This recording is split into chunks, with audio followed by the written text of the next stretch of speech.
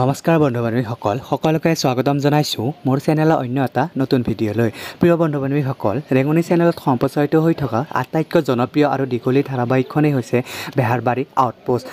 বন্ধু বান্ধৱীসকল, ভিডিঅ'টো চোৱাৰ আগতে আপোনালোকে এটা কমেণ্ট কৰি জনাবচোন যে জনপ্ৰিয় অভিনেতা আৰু অভিনেত্ৰীসকলৰ কোনজন অভিনেতা অভিনেত্ৰী আপোনালোকে অভিনয় চাই ভাল পায়। প্লিজ কমেণ্ট বক্সত কমেণ্ট কৰি জনাবলৈ একেবাৰে নপাহৰিব।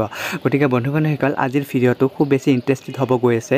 ভিডিঅ'টো আপোনালোকে একেবাৰে আৰম্ভণিৰ পৰা শেষলৈকে চাই থাকিব, অলপো স্কিপ নকৰাকৈ। প্ৰিয় বন্ধু বান্ধৱীসকল, আপোনালোকৰ সকলোৰে মৰমৰ অভিনেতা সিদ্ধাৰ্থ শৰ্মা অৰ্থাৎ কে ছাৰৰ এটা আছে ভাল খবৰ। খবৰটো শুনিলে আপোনালোকৰ নিশ্চয় ভাল লাগিব।